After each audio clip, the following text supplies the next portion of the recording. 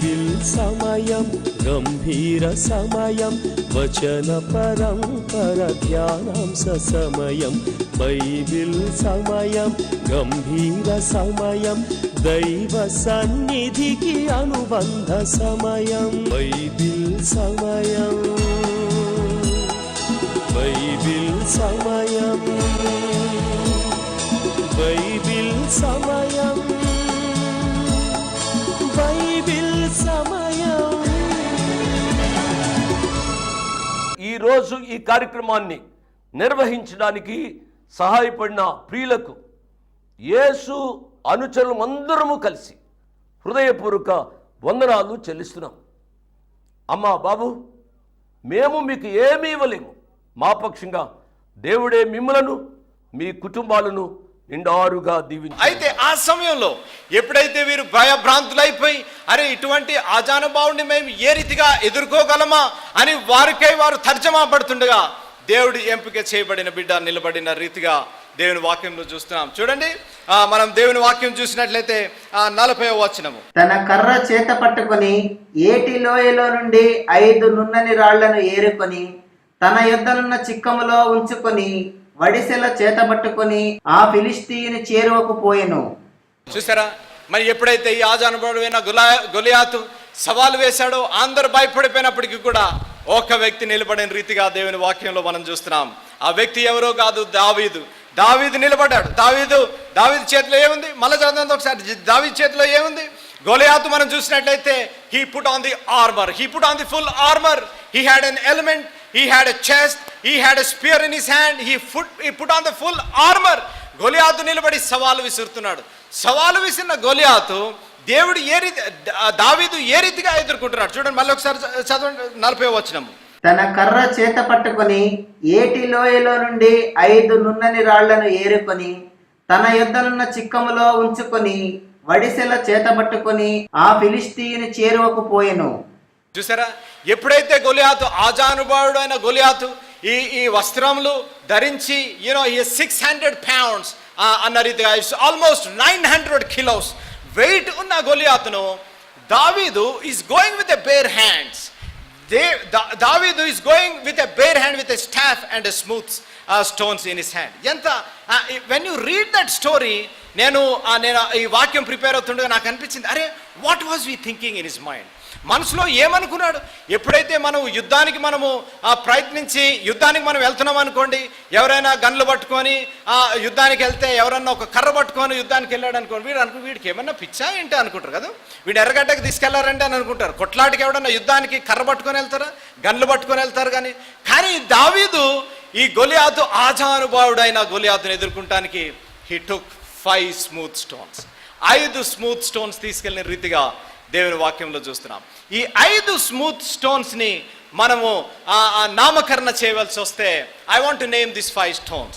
ఈ 5 రాళ్ళు మన జీవితంలో, ఈ 5 రాళ్ళు మన కుటుంబ జీవితంలో, ఈ 5 రాళ్ళు మన సంఘ జీవితంలో, ఈ 5 రాళ్ళు యవనస్తుడుగా నీ జీవితంలో ఉంటే you will have victory over joints in your life. ఎటువంటి సమస్య నీ జీవితంలో ఎదుర్కొన్నప్పటికీ కూడా దేవుడు నీకు జయాన్ని దయచేసే దేవుడు ఎప్పుడు అనగా ఈ 5 రాళ్ళు నీ జీవితంలో ఉండాలి. నెంబర్ 1 చూడండి, నెంబర్ 1 అదే సమూయేలు గ్రంథం 16వ అధ్యాయము 13వ వచనము. సమూయేలు తైలపు కొమ్మును తీసి వాని సహోదరుల ఎదుట వానికి అభిషేకము చేసెను. Number 1 I'm naming. చూడండి, జాగ్రత్తగా రాసుకున్న వాళ్ళు రాసుకోవచ్చు. Number 1, let's name the stone. మొట్టమొదటి రాయి పేరు ద స్పిరిట్ ఆఫ్ గాడ్, దేవుని ఆత్మ అనే రాయి. దేవుని ఆత్మ అనే రాయి. మనం ఈ 5 రాళ్ళకి పేరు పెట్టవలసి వస్తే మొట్టమొదటి రాయి పేరు దేవుని ఆత్మ అనే రాయి. మనం చదివాం కదా, దేవుని ఆత్మ దావీదుపై వచ్చెను అన్న రీతిగా దేవుని వాక్యంలో రాయబడింది. దేవుని ఆత్మ దావీదుపై వచ్చాను. మరొకసారి చదవండి. సమూయేలు తైలపు కొమ్మును తీసి వాని సహోదరుల ఎదుట వానికి అభిషేకము చేసెను. నాట నుండి యెహోవా ఆత్మ దావీదు మీదికి బలముగా వచ్చెను. చూసారా, యెహోవా ఆత్మ. జాగ్రత్త వినాలన్నమాట అమ్మ బాబు. యెహోవా ఆత్మ దావీదుపై బలంగా వచ్చాను. ఎవరు ఆత్మ? స్పర్జన ఆత్మ కాదు. ఎవరాత్మ? యెహోవా ఆత్మ దేవునిపై వచ్చిన రీతిగా దేవుని వాక్యంలో మనం చూస్తున్నాం. దేవుని నేను చెప్తూ వచ్చాను నిన్న ఉదయం, నిన్న రాత్రి చెప్తూ వచ్చాను కదా, మనము ఆత్మ చేత నింపబడాలి. We have to be filled, we have to be anointed, we have to be sealed with the power of holy spirit. ఎప్పుడైతే దేవుని ఆత్మ చేత మనం నింపబడతామో we can do powerful things. గొప్ప కార్యాలు మనం దేవునికి చేయగలుగుతాం. ఆత్మ నింపుదల. ఎప్పుడైతే పరిశుద్ధాత్మ దేవుడు నీలో లేడో నువ్వు ఎటువంటి కార్యాలు చేయాలన్నప్పటికీ కూడా you cannot do, because you don't have the power of the Holy Spirit. You need to have the power of the Holy Spirit. దావీదు ఏ రీతిగా ఆజానుభావుడైన గొలియాతుని ఎదుర్కోగలిగాడు అనగా, number 1, the spirit of the Lord is on him. దేవుని ఆత్మ దావీదుపై ఉండని రీతిగా మనం చూస్తున్నాం. అడగవలసిన ప్రశ్న, is the spirit of the Lord is on you? దేవుని ఆత్మ నీపై ఉన్నదా? దేవుని ఆత్మ నీ హృదయంలో ఉన్నదా? దేవుని ఆత్మ చేతను ముద్రించబడ్డావా లేదా? ఈ మధ్యాహ్న కాల సమయంలో ప్రశ్నించుకోవలసిన అవసరత ఎంతైనా మన జీవితాల్లో ఉంది. దేవుని ఆత్మ చేత ముద్రించబడకుండా, దేవుని ఆత్మ నీలో లేకుండా నువ్వు ఎటువంటి ప్రార్థనలు చేసినా, నువ్వు ఎటువంటి సేవ చేసినా, నువ్వు ఎటువంటి పాటలు పాడినా, నువ్వు ఎటువంటి ప్రసంగాలు చేసినా ప్రయోజనం ఉండదు. దేవుని ఆత్మ చేత నువ్వు నింపబడాలి, దేవుని ఆత్మ చేత నువ్వు ముద్రించబడాలి. అప్పుడే ఎటువంటి సమస్య అయినా నువ్వు ఎదుర్కోగలవు. సౌలు కూడా భయపడ్డాడు కదూ. అనేక సార్లు ఆత్మ చేత నింపబడిన మనము, జాగ్రత్తగా మాట వినాలి, ఆత్మ చేత నింపబడిన మనము, దేవుని వాక్యము తెలిసిన మనము, ఆజానుభావుడు వంటి సాతానుడు మన జీవితాల్లో పెట్టే కష్ట నష్టాలు, ఇటువంటి ఆజానుభావం వంటి కష్ట నష్టాలు మన జీవితాల్లో వచ్చినప్పుడు ఆత్మ మీద ఆధారపడి, వాక్యము మీద ఆధారపడటానికి బదులుగా భయపడిపోయి మనం చెల్లా చెదురుగా మన జీవితాలు జీవిస్తున్నాం. ఎందుకు భయము? నేను అడగాలని ఆశపడుతున్నాను. Why there is fear in your life? Because you are not trusting the almighty power. You are not trusting the power of the holy spirit in your life. నీ జీవితంలో దేవుడు అనుగ్రహించిన పరిశుద్ధాత్మ శక్తిని నువ్వు నమ్మలేకపోతున్నావు. అందుకనే నీ జీవితంలో భయము. ఎందుకు వివాహంలో భయము? ఎందుకు ఉద్యోగంలో భయము? ఎందుకు విద్యలో ఎగ్జామ్స్ అంటే భయము? దేవుడు నీ పక్ష, యేసునాథుడు నా చెంత ఉండగా నాకు భయమేలా, యేసునాథుడు నా చెంత ఉండగా భయమేలా అన్న రీతిగా మనం జీవించవలసిన వారంగా ఉంటున్నాం. సంఘ సభ్యులుగా దేవుని ఆ వాక్యము ఎరిగిన వారిగా మనం భయపడిపోతున్నాం. మనం చూడవలసిన విషయం ఏంటి అనగా, దావీదు దేవుని ఆత్మ బలముగా దావీదుపై ఉండెను. That is the reason he could move forward. ఎప్పుడైతే ముందుకు కొనసాగాడో, ఆజానుభావుని చూసి ఇతరుల వలె భయపడకుండా ముందుకెందుకు సాగాడు అనగా, నెంబర్ 1 లక్షణము ఆ బిడ్డలో ఏది ఉంది అనగా, దేవుని ఆత్మ అతనిపై ఉండెను. చూడండి, జకరియా గ్రంథము 4వ అధ్యాయము 6వ వచనము. జకరియా గ్రంథము 4వ అధ్యాయము 6వ వచనము. క్విక్గా జకరియా గ్రంథము 6వ అధ్యాయము 4వ వచనము. The book of Zacharias chapter 4 verse 6. అప్పుడు అతడు నాతో ఇట్లనెను, జెరుబ్బబేలునకు ప్రత్యక్షమగు యెహోవా వాక్కు ఇదే, శక్తి చేతనైనను బలము చేతనైనను కాక నా ఆత్మ చేతనే ఇది జరుగునని సైన్యములకు అధిపతియగు యెహోవా సెలవిచ్చెను. It is only not by the might or by the power, but only by the power of the Holy Spirit. ఈ మధ్యాహ్న కాల సమయంలో గమనించవలసి, ఆత్మ చేత, it's only by the power of the Spirit I can do mighty things. సైన్యములకు అధిపతి అయిన యెహోవా సెలవిచ్చుచున్నాడు. అటువంటి ఆత్మ నీ జీవితంలో ఉందా? అటువంటి పరిశుద్ధాత్మ ఆత్మ ఉన్న అనుభవం నీ జీవితంలో ఉందా? మనల్ని పరీక్షించుకోవాల్సిన విషయం. నెంబర్ వన్ దావీదు ఎంచుకున్న 5 రాళ్ళు. నెంబర్ 1 రాయి. నెంబర్ 1 దేవుని ఆత్మ. నెంబర్ 2 చూడండి, నెంబర్ 2 దావీదు ఎంచుకున్న నెంబర్ 2 వర్స్ 32-33. అదే ఆ సమయంలో రాసిన మొదటి అధ్యాయం చాప్టర్ 17, 32 and 37, 32 నుంచి 37 వరకు.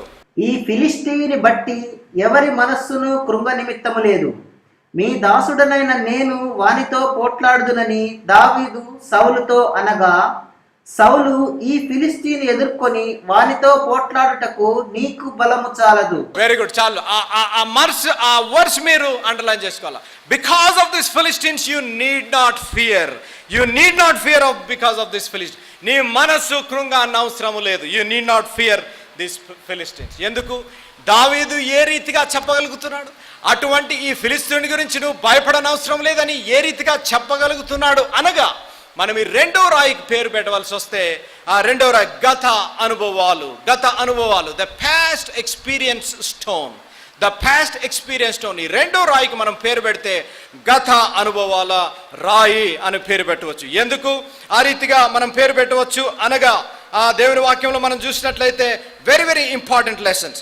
దావీదు ఎప్పుడు ఈ రీతిగా చెప్పగలిగాడు అనగా దేవుని ఆత్మ దావీదుపై ఉండెను. నెంబర్ 1. నెంబర్ 2, ఏ రీతిగా చెప్పగలిగాడు అనగా దావీదు బాలుడుగా ఉన్నప్పుడు గొర్రెలను కాస్తున్నప్పుడు ఎప్పుడైతే సింహము వచ్చి ఆ గొర్రెల్ని అటాక్ చేసిందో ఒంటి చేతులతో with bare hands he killed the lion. దేవుని వాక్యంలో మనం చూస్తాం అటువంటి పాస్ట్ ఎక్స్పీరియన్సెస్, అటువంటి గత అనుభవాలు కలిగిన దావీదు with his past experiences he's talking about the future victory.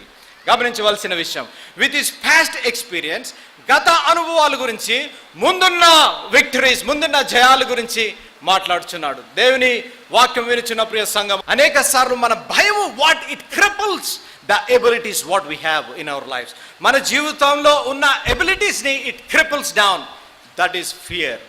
మనం గమనించవలసిన విషయం, గత అనుభవాలు, దేవుడు అదే దేవుడు. అమ్మా బాబు నా మాట జాగ్రత్తగా వినాలి. అదే దేవుడు నిన్ను రక్షించిన దేవుడు, పాపపు ఊబిలో నుంచి లేవనెత్తిన దేవుడు.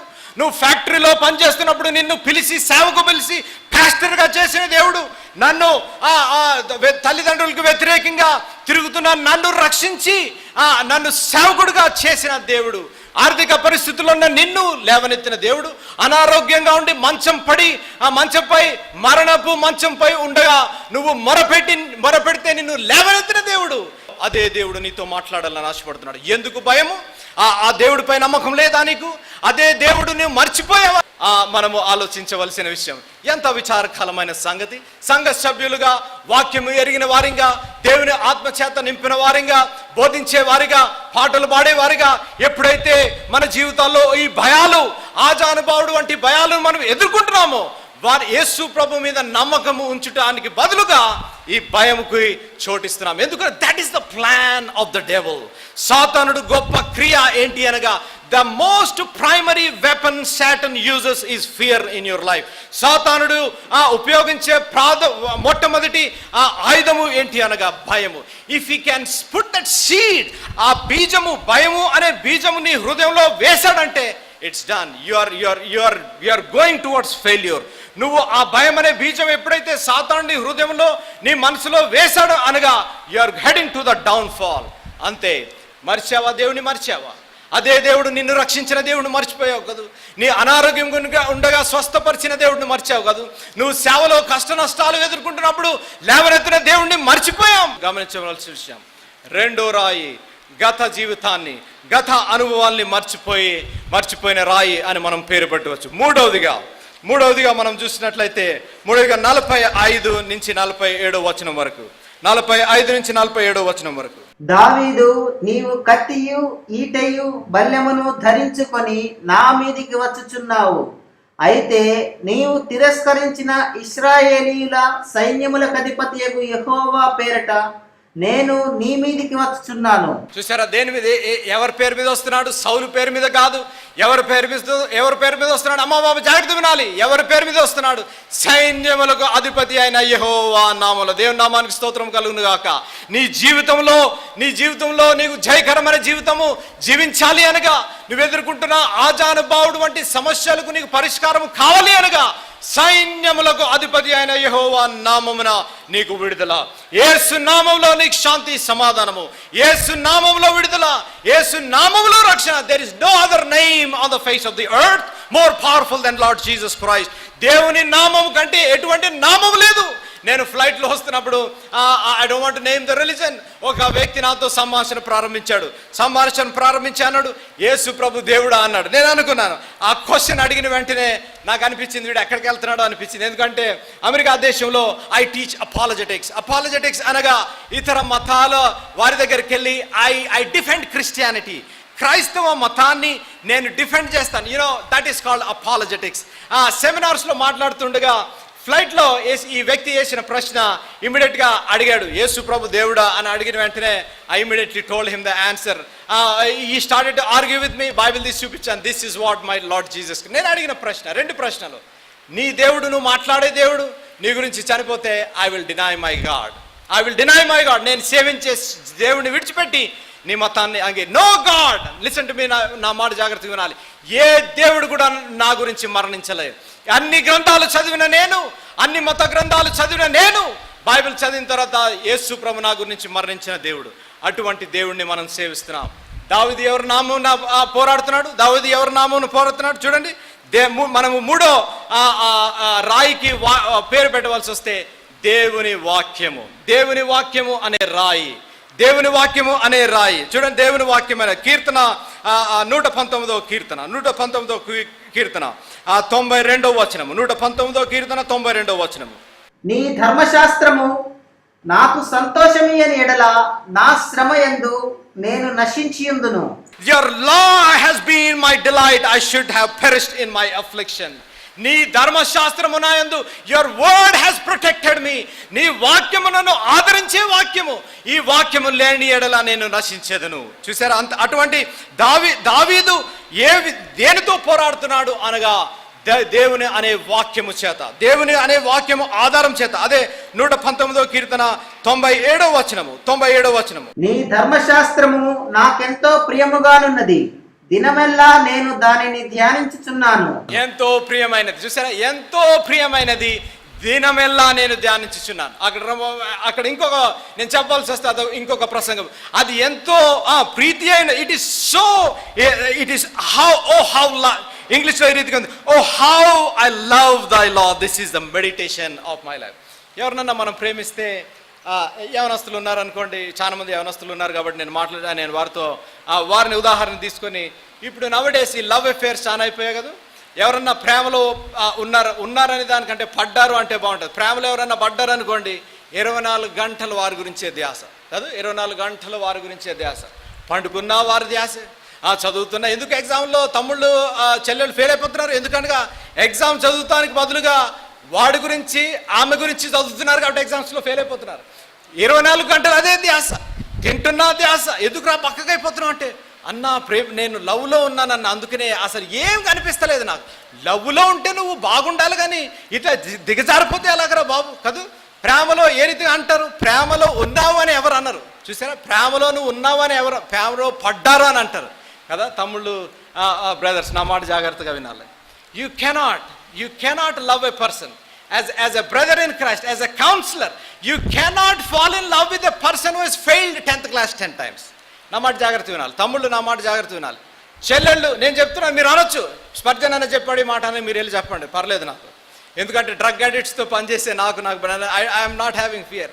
10th క్లాస్ 10 సార్లు ఫెయిల్ అయిపోతుంది, తిరుగుతానికి అవసరం లేదు. You are spoiling your life. మీ జీవితాన్ని మీరు పాడు చేసుకుంటున్నారు. మీరు ప్రేమలో ఉంటే, నేను వ్యతిరేకం కాదు, మీరు అనుకోవచ్చు, అన్నయ్య అమెరికా నుంచి వచ్చి ఏంటి అన్నెసెసరీ చిచ్చుపెట్టి వెళ్ళాడు మాకు అని అనుకోవచ్చు. అనుకోకూడదు.